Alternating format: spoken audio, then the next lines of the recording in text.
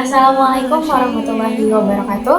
Perkenalkan, nama saya Naima Lubnataris dari Fakultas Dakwah dan Komunikasi, Program Studi Bimbingan Konseling Islam kelas 1A.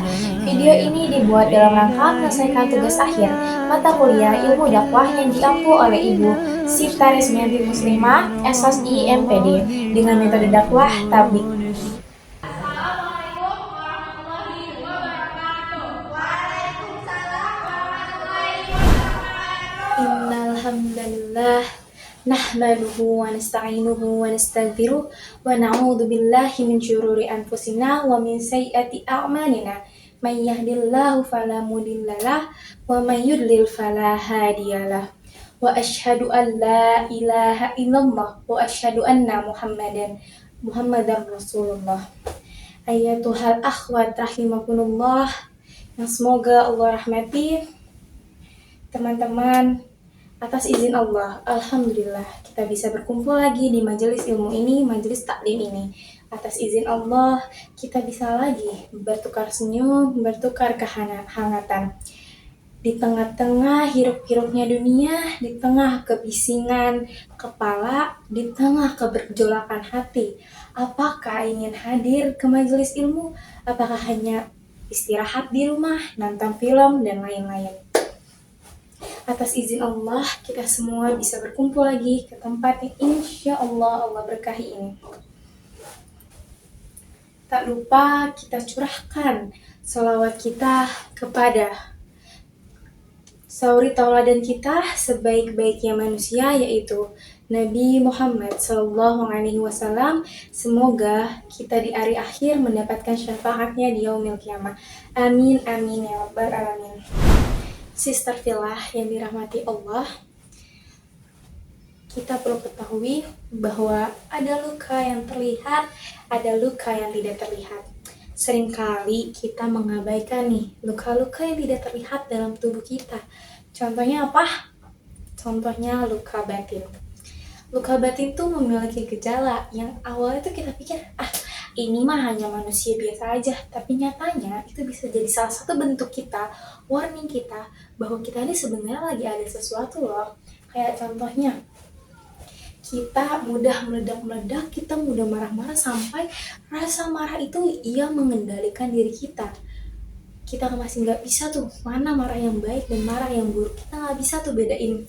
Terus juga ada terlalu overthinking. Jadi too overthinking, overthinking. Jadi overthinkingnya tuh over banget, too over banget gitu. Jadi kadang kita juga pasti ada rasa kepikiran banget sama suatu hal, sama suatu ketakutan yang kita sendiri juga gak tahu nih nanti kedepannya bagaimana kan teman-teman. Tapi kita gak bisa mengendalikan itu karena kita juga gak tahu bagaimana cara mengendalikannya, apa yang salah sama pikiran kita, dan bagaimana caranya kita menjaga boundaries kita dengan pikiran yang dibisikkan oleh setan, yang dibisikkan oleh setan agar kita terus-terusan nih berpikir aku begini, aku begitu, padahal nyatanya kita bisa loh mengkontrol diri kita untuk tidak terlalu overthinking. Jadi seperti itu teman-teman, ada luka-luka yang sebenarnya kita tidak menyadari bahwa sebenarnya kita lagi ada di dalam proses luka batin. Ada yang ingin balas dendam karena amarahnya tidak pernah terluapkan, tidak pernah terekspresikan, yang akhirnya sakit itu ada di sini teman-teman. Akhirnya ada terbesit di hatinya, dia akan balas dendam. Teman-teman, bukan seperti itu yang diajarkan dalam Islam. Islam sendiri nih memandang kesehatan mental tuh bukan hal yang sepele, bukan hal remeh yang seperti para oknum-oknum itu katakan. Kalian sering dengar gak sih teman-teman, kalau misalnya ada teman kita nih yang ngerasa kayak, aku frustasi banget deh, aku stres banget deh, aku burn out banget sama kuliah, aku gak tahu harus apa, aku capek, aku gak punya semangat hidup lagi, or something like that, yang kayak kita sendiri tuh gak tahu gitu harus menjalani hidup bagaimana lagi. Terus adalah oknum yang berkata, kamu mah kurang sholat, kamu mah lupa ibadah, kamu mah gak deket sama Allah. Teman-teman, itu bukan hak kita.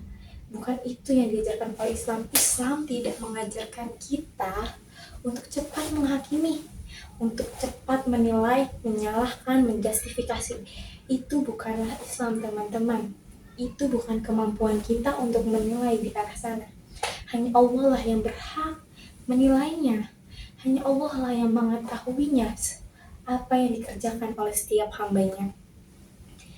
Do you know what the most important thing is?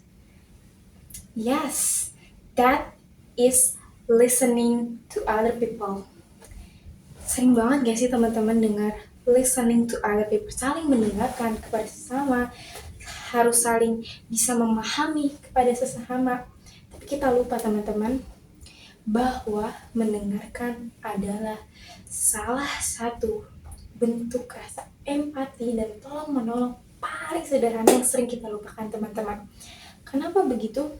Karena kita lupa bahwa mendengarkan adalah yang dianjurkan oleh Rasulullah, sebagaimana yang Rasulullah SAW contohkan. Waktu itu ada seseorang yang menghampiri beliau, lalu orang tersebut bercerita kepada Nabi Muhammad SAW.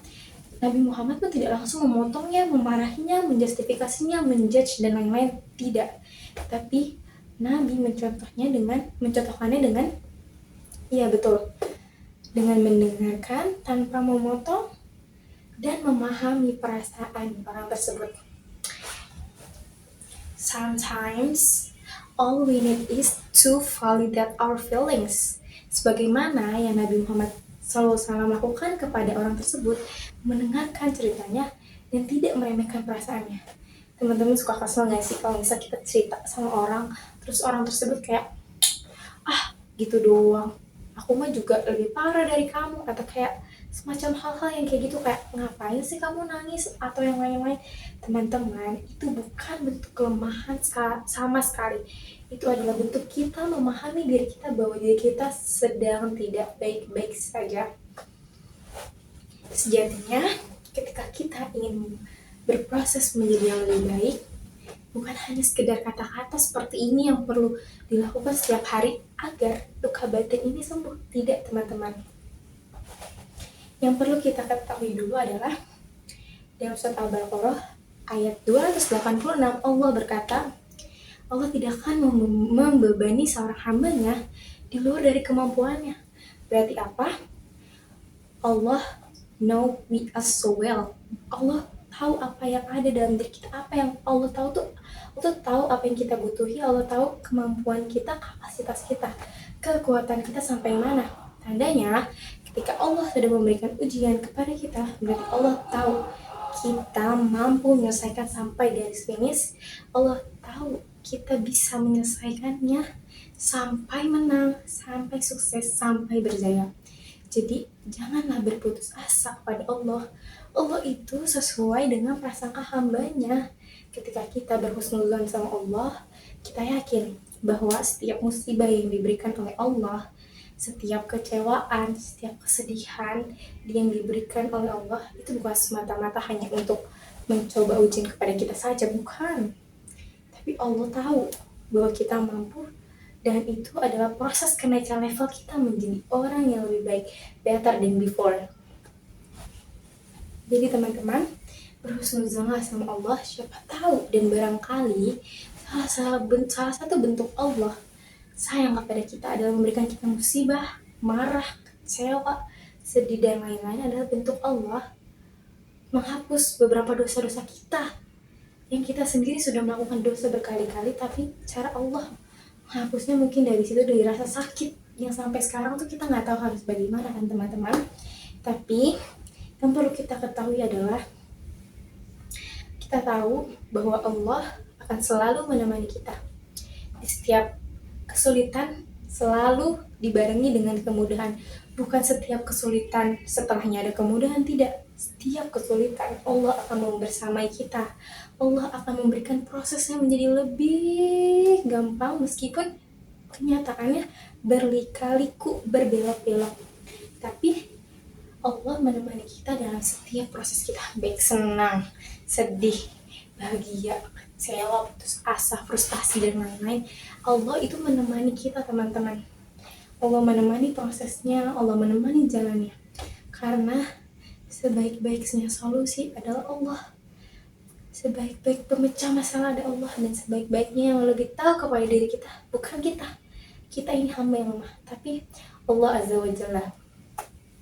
Teman-teman, Allah tuh suka banget sama hamba-hambanya yang ketika berhadapan dengannya, dengan Rabb-nya, dengan the Lord of the Lord, the King of the King, segala alam semesta yang dibuatnya ini pada Allah. Allah tuh suka ngeliat hambanya kalau kita tuh merasa lemah, merasa kita ini tidak berdaya, karena memang sejatinya kita memang tidak akan pernah bisa apa-apa tanpa Allah. That's why kita harus apa? Kita harus berhusnuzon dengan Allah. Kita harus banyak-banyak minta pertolongan kepada Allah. Agar apa? Agar kedepannya kita bisa lebih sembuh lagi, kita lebih bisa mengenal diri kita lagi, kita bisa lebih self-love dan lain-lain. Maka dari itu, kekurangan-kekurangan, kekosongan-kekosongan hati, kesakitan-kesakitan hati, itu perlu kita sembuhi, bukan hanya sekedar kata-kata, melainkan dengan sentuhan iman. Barangkali memang benar kita kurang dekat dengan Allah, kita berhusnuzon. Memang mungkin benar kita kurang sholatnya dan lain-lainnya. Tapi itu bukanlah hal semata yang bisa menjadi penilaian. Tetapi itu salah satu bentuk husnuzon kita aja agar kita bisa jauh lebih dekat kepada Allah.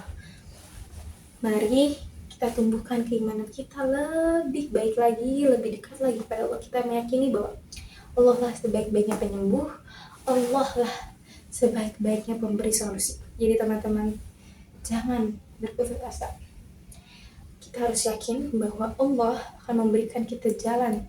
Allah akan memberikan kita kemudahan sampai menuju kesembuhan. Maka dari itu, untuk teman-teman, kita memiliki Al-Quran yang tentunya setiap hari harus kita baca agar apa? Agar hati kita tenang. Karena kita mengetahui bahwa Al-Quran adalah pedoman hidup kita. Bahwa Al-Quran lah tunjuk jalan kita. Teman-teman, ketika kita hilang arah, kita butuh peta. Dan peta itu adalah Al-Quran yang diturunkan Allah melalui Nabi Muhammad SAW. Dengan begitu, mari kita mulai nih baca lagi Al-Qurannya, kita tadaburi lagi Al-Qurannya, kita refleksikan lagi, kita muhasabah diri lagi. Ini bukan hanya sekedar untuk kalian, tapi juga untuk saya. Selain itu, selain kita membaca Quran, berzikirlah, banyak-banyak berzikirlah, banyak-banyak menyebut nama Allah. Karena dengan begitu, lebih banyak nih lisan kita keluar hal-hal yang baik, bukan hal-hal yang kotor, hal-hal gibah, enggak. Kita akan bisa lebih merefleksikan diri kita dengan baik ketika kita juga bisa berzikir lebih banyak pada Allah. Contohnya, astagfirullah, memohon ampun. Ya kan, kalau kita jadi makin sering memohon ampun kepada Allah, insya Allah bukan efeknya buat menenangkan diri kita aja atau buat, semoga ini bisa menjadi lebih baik aja, tapi menjadi pahala karena mohon ampunan kepada Allah. Maka dari itu teman-teman, kita harus lebih banyak mendekatkan diri kita kepada Allah, mendekatkan diri kita untuk hal-hal yang positif lagi. Barangkali luka batin yang tersimpan di sini itu belum ketemu jawabannya. That's why kita harus ke Allah, kita minta jawabannya ke Allah. Ya Allah, ini bagaimana ya Allah? Pasti Allah akan menjawabnya. Mungkin memang tidak sekarang, mungkin nanti atau kapanpun itu, tapi percayalah, berhusnuzonlah, kita akan diberi jawabannya oleh Allah. Perbanyak baca Quran, perbanyak zikir, perbanyak teman-teman dan lingkungan-lingkungan yang baik yang mensupport kita untuk terus berkembang, untuk terus maju. Jadi di dalamnya kita bisa self-development, di dalamnya kita bisa terus bertumbuh tanpa merasa takut dihakimi, disalahkan, dinilai, dan dilain-lainkan. Begitu juga teman-teman, semua keputusan itu ada di diri kita. Allah lah yang memberi petunjuk, Allah lah yang memberi solusi, Allah lah yang memberi jawabannya. tinggal kita yang memutuskan. Apakah kita akhirnya mau sembuh atau kita akan selalu stuck berada di dalam kebencian, kesedihan, kemarahan, kesetresan, keburnoutan? Apakah kita akan terus berada di jeruji itu? Tentu saja tidak, teman-teman. Maka dari itu, selain kita berdoa kepada Allah, kita haruslah banyak-banyak mengenal diri kita. Agar apa?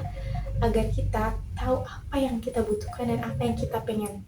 Jadi teman-teman, di sini bisa dapat kita simpulkan bahwa untuk menyembuhkan diri bukan hanya sekedar kata-kata, melainkan juga butuh sentuhan-sentuhan iman yang menyentuh kepada kolbu kita dan agar mendekatkan diri kita kepada Allah Azza wa Jalla. Dan kita harus percaya bahwa Allah tidak akan membebani setiap masalah kepada hambanya tanpa kesiapan hambanya, tanpa kesanggupan hambanya, karena Allah lebih mengetahui daripada diri kita sendiri, teman-teman.